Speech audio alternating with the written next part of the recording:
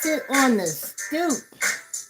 I gotta tell y'all, let's talk pride ancestors. This music was written for me by Tyree and Sean Welch.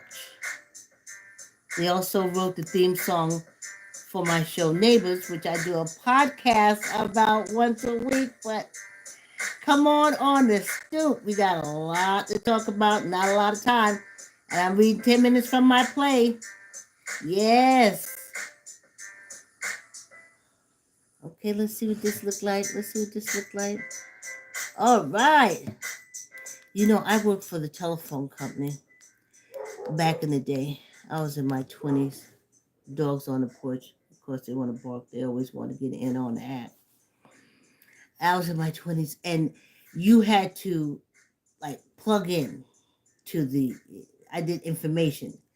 So at everybody would be standing by their desk, lined up, looking at that clock. And if you started at 7:30, you would stand there just like I'm standing now. And then I was early. I was a minute early. You could be a minute early then. Soon as you had to wait until that little hand hit that 12 and made it like the 30 or whatever time, and you could hear across the room, everyone plugging in into their telephones and stuff. But that was back in the day. Y'all come on to the stoop. I just wanted this podcast started. I was like, I got to tell people who don't know why this podcast started. This podcast started because I asked myself, as an older, mature woman, I said, I'm working out, I'm taking good care of myself, I'm healthy. I got my ovaries, I got my the girls. I was like, what would be a good mate for me? And I said, I don't want to take care of men who have been married. They're looking for women to take care of them. Their wives have taken care of them. So I don't want that. I don't want a man that don't know how to take care of himself, and my full responsibility is take care of him like his wife took care of him for years. No, I'm not. I didn't get this old to lose my life. So I said, what kind of mate would I like? And then it came to me that I would like a transgender mate. Yes, someone that wanna get their nails polished, wanna get their makeup done, wanna go shopping and buy some shoes, honey. I wanna laugh with them. I wanna talk with them because they are very happy. They have accepted who they are on the outside. The outside and the inside is the same thing. Happy is taking years. Happy, honey. So then I had to think of why do I want a transgender person? Why would I want a mate at this age as a transgender? Besides them being very healthy and taking care of themselves, they take care of themselves. Okay. There's a lot of women that don't take care of themselves because women are taught that everything's a curse. But a transgender, they're just so happy to get that woman inside on the outside. Happy. And that's what I want. That's what I want as mate. So then I had to ask myself, well, what do you want? What experience do you know? What experience do you have? And something said, search, girl, because it's back there somewhere. And it sure is. When I was like 20, 21, living in Bed-Stuy, Brooklyn, New York, I met the most beautiful to me transgender. Now I'm looking back at it because my life is just like so much better from meeting her. And this is back in like 80, 81. So, but Martin was living large. She was living her truth. See, my pronouns are getting better. She was living her truth. I just wish she would have made it. But we were in the middle of a president and his crony dumped all this cocaine into the communities. And then HIV virus that had been coming along for quite some time finally, was still picking up momentum. So we all heard the whispers of HIV, but we didn't take it seriously. Well, because then they were saying that only, at first they said only Haitians had it. Everybody forget that part where they was blaming the Haitians. Um, First it was the Haitians that had it, and then it went to the community. And then for Martin to still be able to be proud to live her truth. When I look back at it now, sometimes I used to watch her and I just say, I would be scared for her. I was like, oh yeah. And people used to talk. People were mean. People, they still mean, but they were meaner then and they got away with it. But she stood in her truth. She stood in her truth, honey. She stood in her truth. And she made me proud to be a woman. Yes. In my 20s, I never, like I said, I just came from out the whole cult thing. And it was a lot. And I'm sitting there and I met Pat. I was trying to bring Pat on for us to do the show. I met Pat, and that's how we wound up over moving into the block that Martin was raised on. And I was trying to get her on, and it didn't work out just so she could have her piece, say her piece about this, her experience with Martin. But even at that time, um, with them, they were ladies, and it was a whole bunch of competition. You know how ladies are, and ladies only, when I was younger, they only got duded up for a man. The whole thing was to get a man, not to make yourself feel good, not to make yourself feel really good. And that's the beauty of transgenders. That is that woman that, I don't know, the cults and everybody knocked out of us. We call it cisgender. They took it out of us. They took it out of us, the joy of being a woman. But when I met Martin, it was just the best thing in the world to be a woman. I kept saying, really, Martin?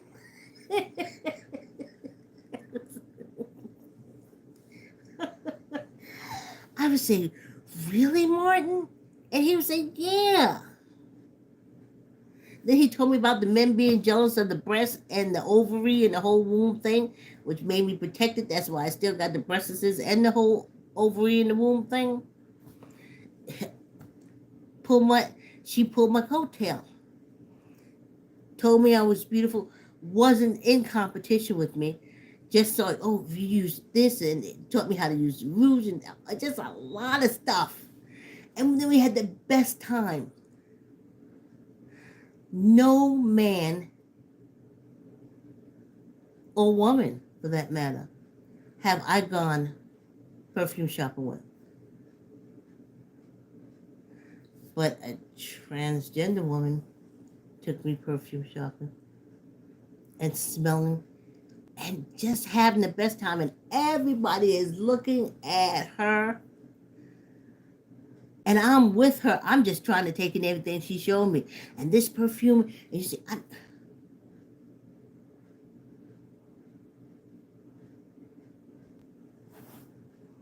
lipstick and blush and she used to always say, because it make you feel good. But none of my lady friends ever said that to me. They always say, oh, men like this. If you put this on, then men will find you attractive. And then men will, and it wasn't until I met Martin that Martin said, beauty makes you feel good. I was always taught that whatever you do to beautify yourself is to attract a man, not to make you happy.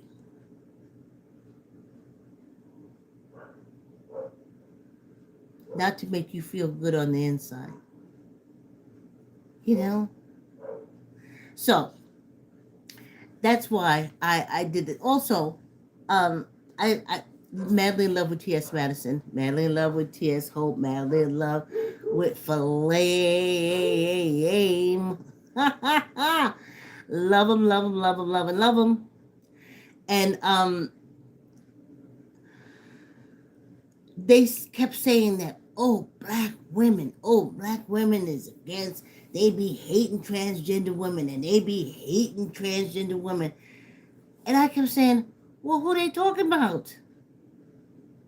And then every time I go on, they say, oh, yeah, um, uh, uh, like a wig, they call a cis woman, breast and ovaries. Uh,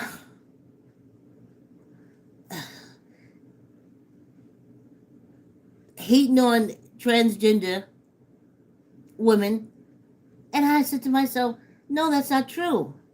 That is not true. That's not true. That's a lie. That's not. We're not all like that. And I kept hearing it over and over and over again. I be on YouTube. I be looking at the videos. I follow Miss Sophia when she do her interviews, radio interviews, and she puts them up on YouTube, and the same thing over. And I kept saying, no, no, no, no, no, no, no, no, no, no, no, no, but I couldn't really tell them until, like I said, maybe starting last year, I found out why. Why I was so upset. It's because I finally remember Martin. And I know I love transgender women. I mean, as far as the sister girls concerned, they is my sister girls. I've never had a problem with them. Even though Beverly out of Portchester, when we used to have to get off the bus early to walk down because it was getting a little bit too much. I tell you, I have no problem with it, but I couldn't connect it. I couldn't bring it all together until I said, well, what kind of mate would I want? So then I had to start asking myself, well, why would you want this? Well, why do you want this? Well, why do you want this? And why do you want to do this? This little dog outside barking. They're always trying to get in on that.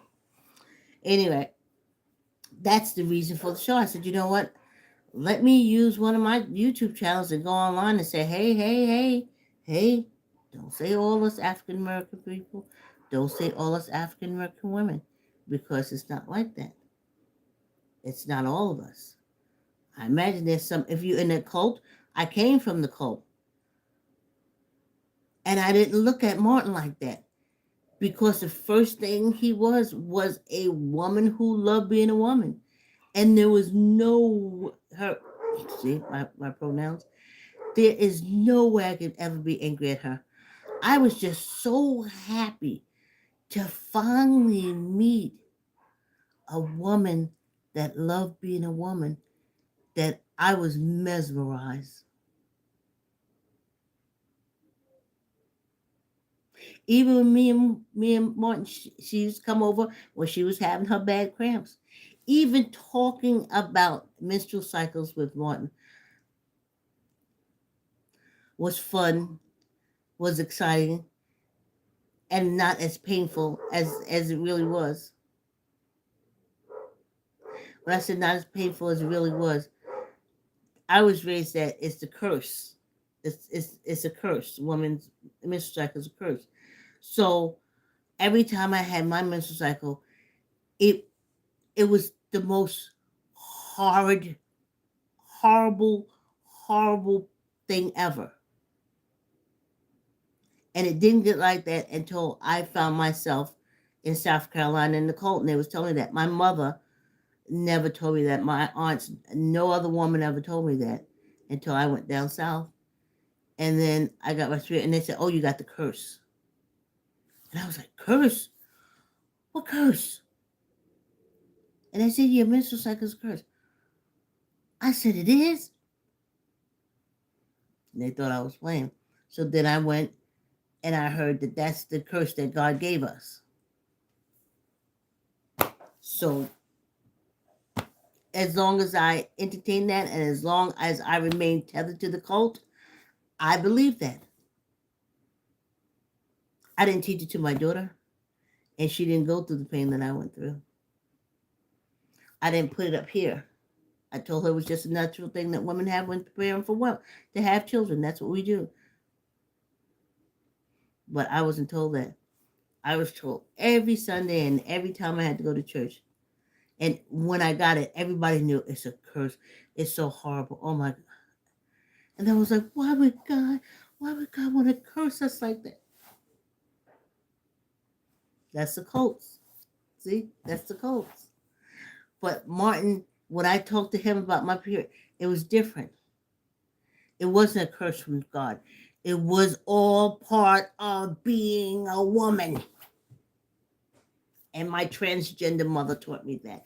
And that's why I'm saying during Pride Month, remember to uplift, put your offering out for your community, mothers, fathers.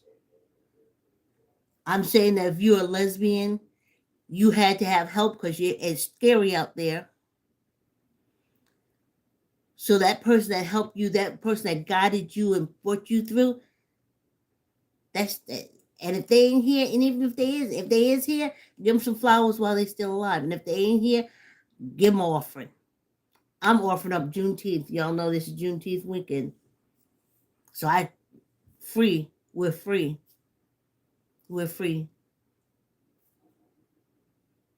We are free. And that's what I think Pride Month should be about. Remembering those who went before us. Remember the Marsha Clarks. Not the Marsha Clarks. I know her first name is Marsha. Marsha White, I think. Yeah. I'm telling you, so many that they're just not here anymore. But we have to remember them because you're not connected to the cult. Cults forget stuff right away because there's only one thing, the cult leader. But in the community, we're supposed to remember them. We're supposed to remember the ones that sacrificed before us. And I'm telling you, for me, it was my girl Martin.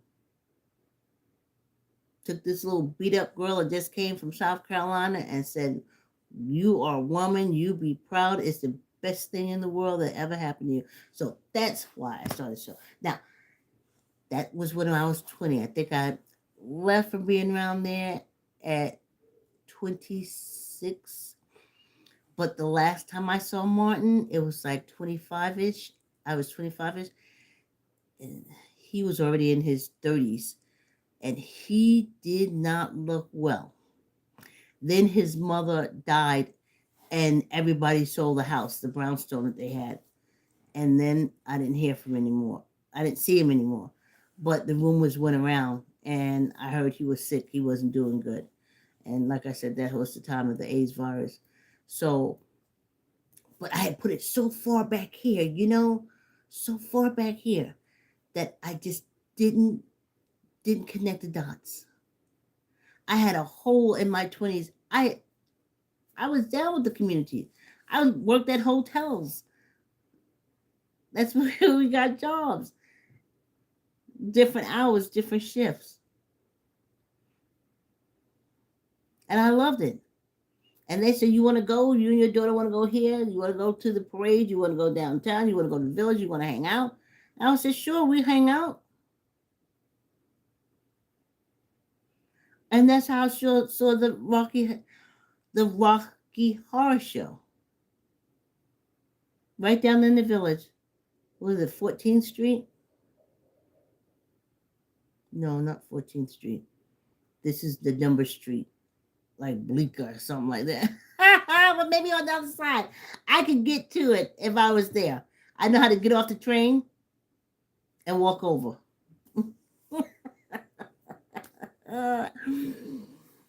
And that was my whole introduction to the community. It was my co-workers. And on the weekends, what are you doing? Well, I don't know. My daughter and I were just, come on, let's go, I'll meet you in the village. Let's go do this.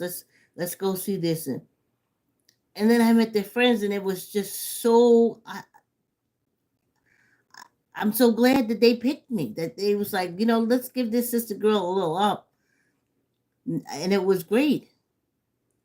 So when I think about these things, I was trying to even think about it, the boys in the band. The play that I'm going to read to you, it takes a little after Oh no, the not this one that we're reading now, the one after. It's a little bit like the boys in the band as far as drama is concerned. And I had to ask myself, well, where did I see the boys in the band at?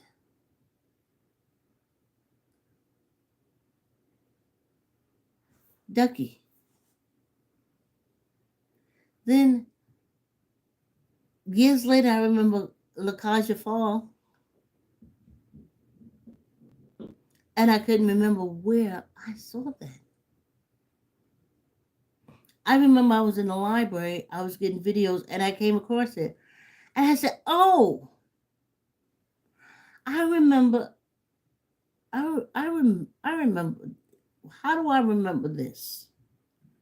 Why do I remember this? What was that? What when I remember this? Just went right over my head.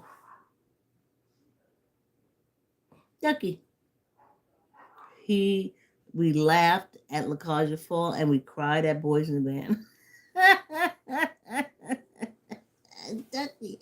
His name is Donald, but they call him Ducky. Sometimes he pisses me off. I used to call them the Ducksters.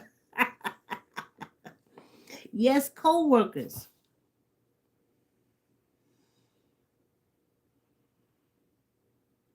It was so much fun for me in my 20s. I don't think I would have survived had I not met them in my 20s. Because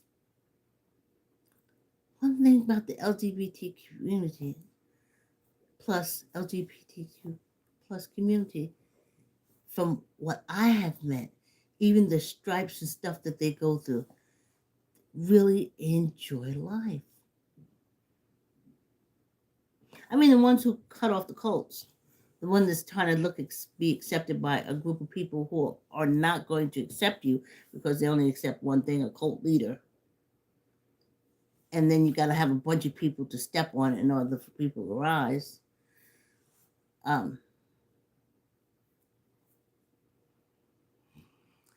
But we embraced one another and it was great. And now I'm remembering it took me what we talking about, 40 something years later,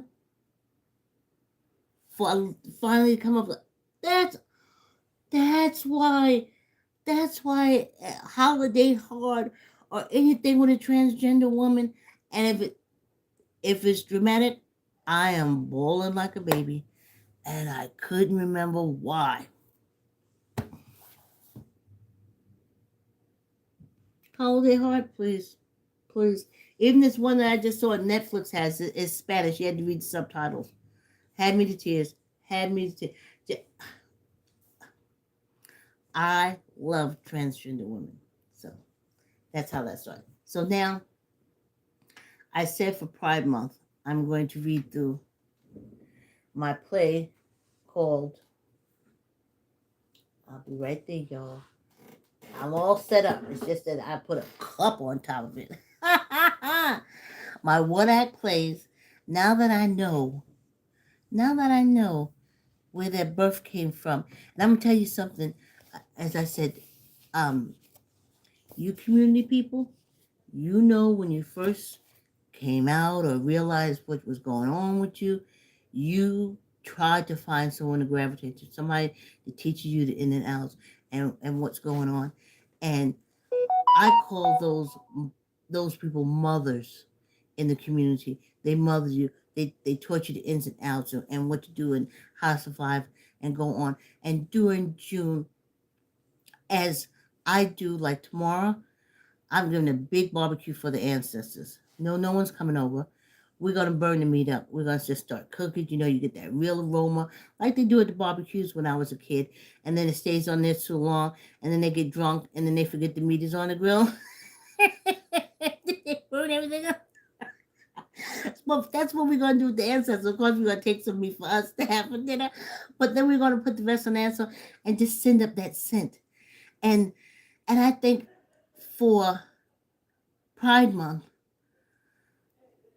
I think the girls and the guys should be aware and give that person props.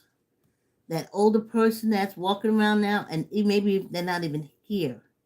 You talk about all the sisters, all the transgender girls that are killed, basically kicking doors open for y'all. And they say, oh no, they was killed by some sick man with still standing in her truth. That's why you can stand in your truth now. It had nothing to do with rape. It had everything to do with dominance and killing. That's all it had to do. Just same thing with us. The cis, as they call us. Anyway, I just think this month, like I said, I was like, Martin, I'm going to read the plays. I tried to get, like I said, I reached out to California. I reached out to Brooklyn. I was like, can y'all get together and can somebody read these plays? I can record it. I was just going to do it for Pride Month and, African American History Month. Not even African American History Month, excuse me. Juneteenth. Juneteenth. And now here it is. So the one I play that we're going to read the third 10 minutes of today is called Sima Versa. It's about a lesbian couple living a fine life whose daughter comes to them and says, I'm getting married. And I'm getting married to a boy whose family is religious cult leaders, and they don't understand lesbianism. So you got to be mommy, my biological mama. You got to act like a real lady and not like a man. And then I'm gonna get my dad to come in, and he's going to be. Y'all gonna act like when y'all was married when I was little. So that's where we left off at. Now, no, where we left off at is the fact that, let me read you the characters again.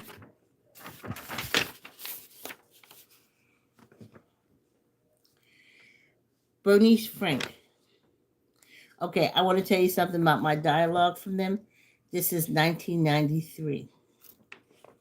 This is 1993. And let's see if we can find out what was going on in 1993. What do y'all think was going on in 1993? It's a draw of the dice. I just put in 1993 and I see what comes up, because that's when I wrote the play.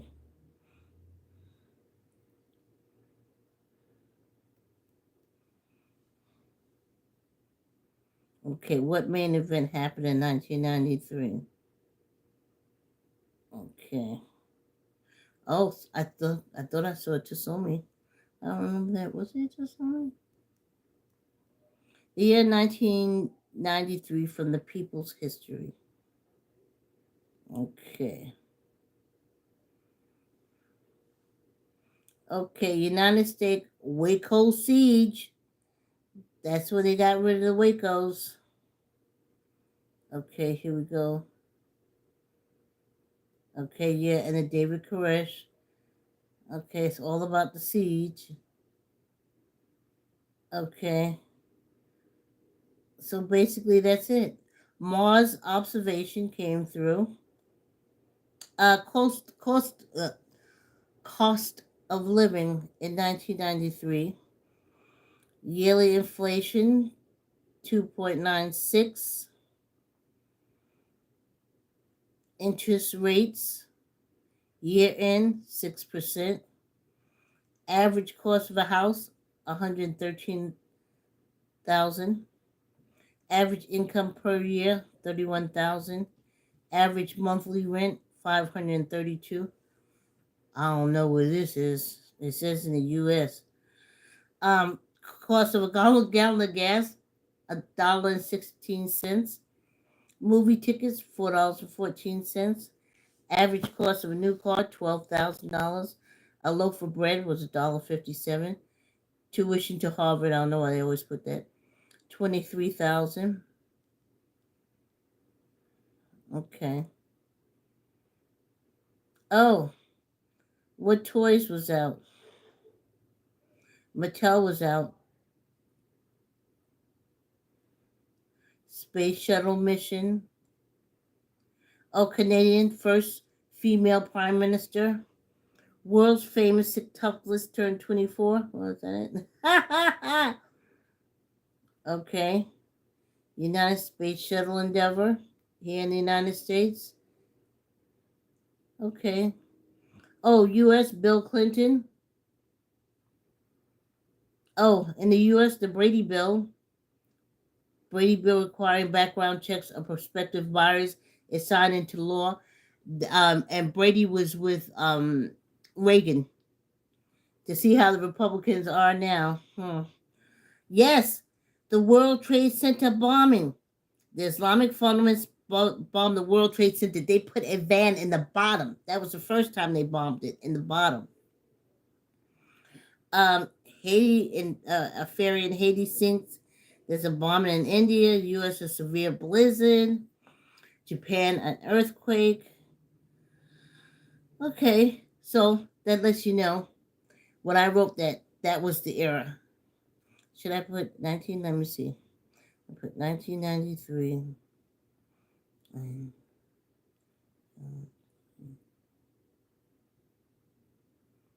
Oh, look at here. March on Washington for lesbian, gays, and bi equal rights and liberation. The March on Washington for lesbian, gay, and bi equal rights and liberation was a large political rally that took place in Washington April 25th, 1993. Wow. Wow, right? How cool was that? I was in backcountry kitchen, honey, writing plays. Okay, we're going to get through this because I don't think my daughter's going to keep the dogs longer past the hour. So the main character is Bernie. She, remember I wrote this in 1993. She is a, let me see if I can turn this without it falling over, without it falling over. Let's see, guess what happened? Started falling over. You see that? Did you see what happened? That's why I didn't want to touch it. That's why I really didn't want to touch it. And now, now I gotta hold on to it. Oh, I don't like when I touch this thing. And then this happens. And there's nothing I can do about it but try to do this. Sorry for so much sealing. But here we go. Bernie's friend. Bernie, they call her. She is a 47-year-old divorced single parent, Butch. She has a strong Bronx accent and is very masculine. She works in men's denim overalls. At home, she dresses in women's pants and men's shirt and shoes. Because she is lesbian, she acts overly masculine. Next one, they're a couple. It's Bernie and Rose. They're the lesbian couple. Rose, she is a 45-year-old single exotic dancer, femme. She speaks with a southern drawl. At home, she wears spandex pants and tops like 2-inch heels like Peggy Bundy. Because she's a lesbian, she overcompensates for her femininity. And Tamaya Brown Tulip, that's Bernie's daughter. She is a 22-year-old college senior puppy, black, upper, da-da-da-da-da. That's the phrase we used in 1993. Jeffrey McCrae, Tamaya's fiance. He's a 25-year-old puppy, like the Fresh Prince of Bel-Air, the cousin. Then we have Reverend Henry McCrae, and he is Jeffrey's father, a 50-year-old staunch Methodist minister. Sister Betty McCrae, who is his wife, and Jeffrey's mother, a 46-year-old overweight housewife. Then we have Lucy, it's the housekeeper. And Lucy is a 22-year-old housekeeper. She is petite and wears very sexy maid uniforms and spike heels. She speaks in a deep man's voice because she's a lesbian. She overcompensates her femininity. Now, when we left off last week, Tamaya had asked Bernie to get rid of Rose. First, she asked Bernie to put on a dress, to get rid of Rose, and to have a dinner party to invite the Reverend and Mrs. McCrae, which is Jeffrey's father. So finally, Bernie said he would find a way to get Rose out the house so they can pretend Bernie would get Tamaya's father to come and step in and get rid of Rose, and they would act like a married couple when they were married. And that would satisfy. It's all written. So you pick up from that part. Bernie, that's why I want to put you up in a hotel with all the luxuries. Rose, really? Bernie, you deserve it. Rose, sauna, pool, and champagne? Bernie, the works. Rose, tonight? Bernie, yup. Rose, why? Bernie, because you need it. Rose sits on the couch. Rose, I thought we were broke. Bernie, we are. Rose, who is she? Bernie, don't start. Rose, who's the bitch that's making you send me away? Rose cries. Bernie comforts her. Bernie, it's not what you think. Rose, tell me, Bernie, what am I thinking? And because it has a cabaret type thing, lights go down on stage, comes up, and Rose is out front. I was born in Alexandria, Virginia, to one of the 10 aristocratic black families. I came from good breeding and manners. Women had rules on how to eat, sleep, and shit. Rules on how to flirt with men, when to bat your eyes, when to pout, how to sit. I played the game for the men, but I played it better for the women. I like men looking and wanting my body. I like knowing that that's all they'll ever be able to do. That's the southern flirt in me. She smiled and winked. But then I met Bernie and Tamaya, and I became a mother minus the labor pains. Bernie is all the man I need. She protects my honor and our household. She's my she-man. And music comes up and lights come back up. Bernie, damn it, Rose. Tamaya's fiance's parents are coming for dinner tonight. Rose stands. Rose, you're sending me away because you're ashamed of me? Bernie, it's not that. It's that his parents won't understand two women living together. Rose, especially when one of them looks like an ugly man, she laughs. Bernie, Tamaya told them Ralph and I live together. So I called and invited Ralph over for dinner tonight. Bernie, Tamaya told them Ralph and I have lived together. So I called Ralph to come over for dinner tonight. Rose, oh no, the last time you were with that man, you had a baby, which he never had contact with. I helped you raise her. She crosses her arm. The next baby you have will be with me. Bernie, this is no time to be stupid.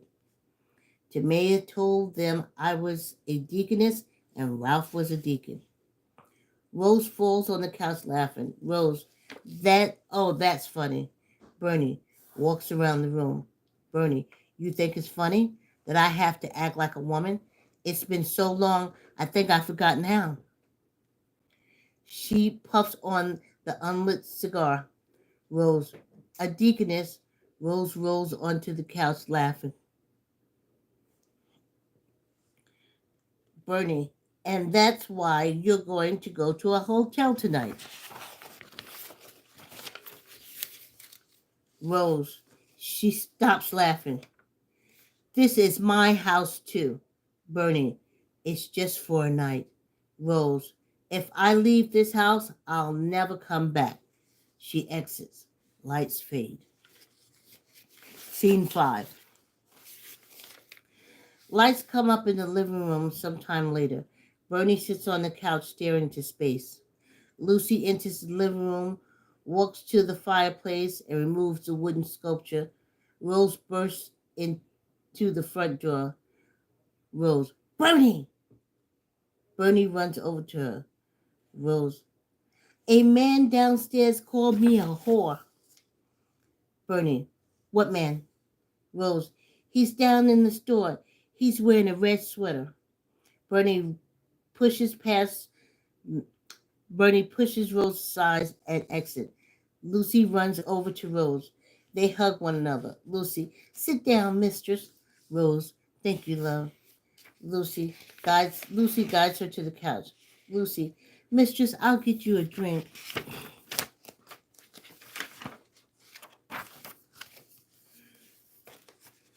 Rose, thank you, love. You're the only one who cares for me. Lucy walks to the mobile bar, takes a glass, drops a couple of ice cubes in it. Lucy, men are pigs. Rose, he was so nasty looking, she shivers. Lucy hands Rose the glass. Rose, thanks, my pet. Rose sips her drink. Lucy takes the ceramic breast off the mantel. Rose, ah! She screams. What are you doing to my ceramic breasts? Lucy, the master said take them down to the basement. Lucy puts her drink on the cocktail table. Tears stream down Rose's face. Rose, Lucy, I'm Rose. Lucy, I'm not wanted here anymore. Lucy, no, mistress, that's not true. Bernie enters the front door holding his eye. See, my pronoun. Her eye. She sits on the couch. Rose, did you get him? Bernie, I beat the crap out of him. You could say he's a puddle of blood.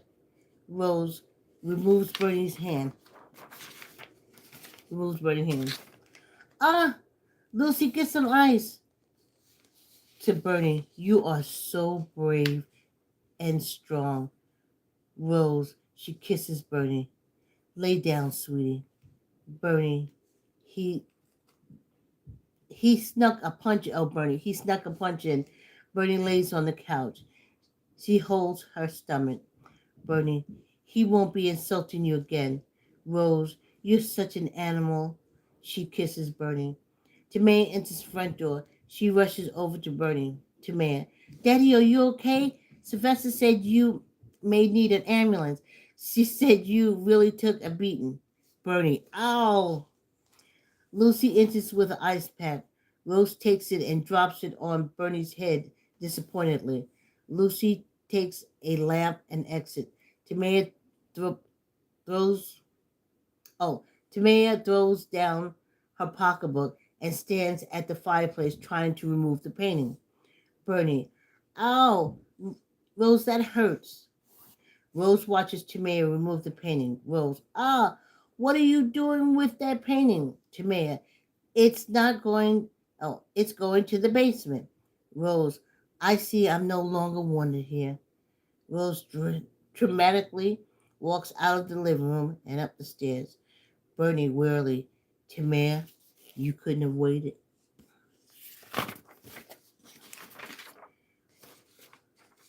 Oh. Lights go down. Scene 6. Lights come up on the living room, and it has been redecorated with 6 Renaissance chairs facing one another. Rose stands on the top of the stairs ladder holding a heavy wooden frame painting of the Mona Lisa. Lucy holds the ladder. She is softly crying. Bernie enters whistling and counting a handful of money. She kicks the door closed. Bernie, Sylvester is a gold mine. Bernie kisses the money. Bernie looks around the living room. Rose hangs the painting over the fireplace. She climbs down the steps ladder assisted by Lucy. Rose looks at Bernie. Rose, it's all gone. Bernie, everything? Rose, all of our beautiful artwork. Tears stream down her face. I'm leaving now. She takes a small purse off the chair. Bernie sits on the couch and reaches for his ceramic cigar holder. Lucy folds the step ladder. Lucy, your cigar holder is in the basement. Rose, it's sad that after all these years it's over. She kisses the crying Lucy. Take care of Bernie for me. Lucy, oh mistress, please don't go. Rose takes a small purse and tucks it under her arm. Lucy carries two large suitcases to the door. Bernie, where are you going? Rose, I'm going home to die. My daddy died there, my mama died there, and I'll die there. Bernie falls into the end chair. Rose, it's unkempt, weeds all over the place, roof falling in, a lot of old bones, but it is my home, and it's where I'm loved. Rose walks by Bernie. She stands and grabs Rose's arm. Bernie, if you go, I'll have to go with you. Even though you know I'm allergic to weeds, I'll go with you and sneeze to death. Rose and Bernie hug. Fade to scene 7. Sound. Phone rings. Lights come up on the stage sometime later. Rose walks down the stairs carrying the overnight bag. She puts down her bag and rushes to the kitchen door, reaches in the kitchen and puts the phone to her ear. Rose. Hello? She walks around with the phone cord dangling. There's no one. Who is this? She stops. Ralph? She smiles and huddles by the kitchen door. She's not in. Oh. You can't take it? You can't make it to dinner tonight? Good. Rose hugs the phone and she rubs her hands together. She gets her bags and quickly walks out the front door. Lucy enters with plates and silverware. Watch the time. Oh. Okay.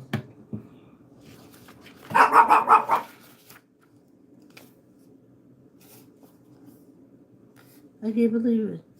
That's a little dog. Did you hear it?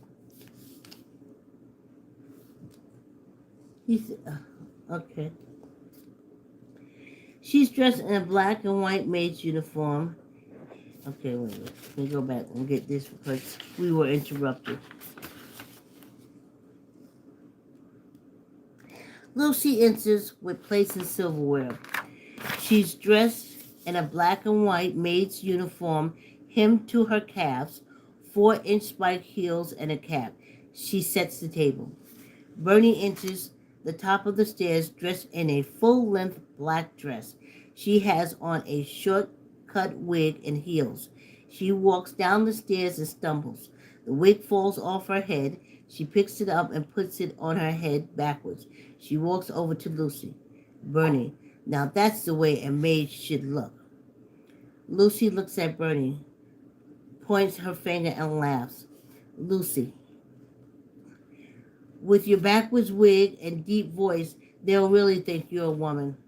Lucy steps towards Bernie. Tamaya enters wearing a white dress.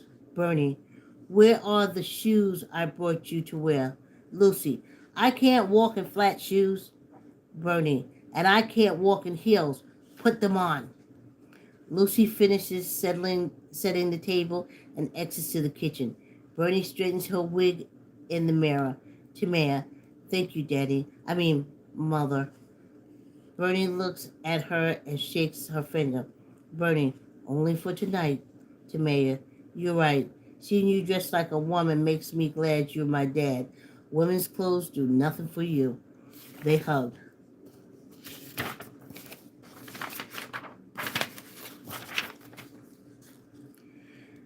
Tamaya, Mother, you didn't shave after she hugged Bernie. Bernie stands in the mirror and pats her face. Tomorrow I'll need my hair. Doorbell rings. Lucy walks clumsily to the door in her flat shoes. In the living room, she trips and she falls. She gets up, dusts off her dress, and continues. Reverend Henry McCrae, accompanied by his wife, Sister Betty McCrae, and Jeffrey McCrae, Bernie walks over to the door. Okay, okay. All right, we got one more page because there's so much more to come out. So, okay. Bernie walks over to the door. Bernie, welcome. They all look at Bernie in shock. Lucy kicks Bernie. Oh, Bernie, welcome. They all look at Bernie in shock. Lucy kicks Bernie. Bernie, she speaks in a high pitch. Welcome. Please come in. Bernie shakes the Reverend's hand and she pecks Sister McCrae's cheek. She giggles. Sister McCrae, your hair tickles. Sister McCrae joins her husband and Tamaya. Bernie goes to kiss Jeffrey. He extends his hands to her. She smiles and shakes his hand. Tamaya leads the way to the living room. Jeffrey hugs Tamaya. Bernie, she speaks in a high voice. Just make yourself comfortable. My home is your home. They scramble and then sit. Sister McCrae, nice home you have here. Bernie, she speaks in a high voice. Thank you. She stands. Please excuse Tamaya's manners. Tamaya stands. And that's it. The last 10 minutes will be next week. So, they're all at the table. So, Bernie's acting like a woman. Instead of overalls and in a dress, trying to wear heels just to help her baby girl land this man. And of course, Tamaya, which is Bertie's daughter, is marrying a boy whose parents are in the cult. In the cult. They don't like nobody. Well, sorry about the dog barking. But, that's it. We're going to close it up now. I want to thank y'all for joining me Saturdays at 7:30 for Bed-Stuy Brownstone Stories. And remember, burn some incense to your community, LGBTQ plus mothers, someone who was there to help you through, especially if you old like me. Like I said, I've forgotten about Martin. I forgot about Martin, but I'm never going to forget again. Never, ever, ever, ever. She taught me. She taught me. She taught me the pride of being a woman, the wonderfulness of being a woman, the awesomeness of being a woman. And I just love her. I do. Anyway,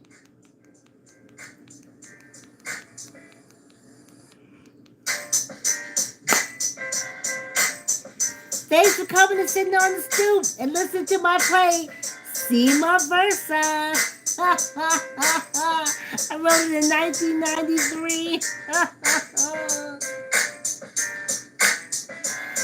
See you next week. Thanks for stopping in.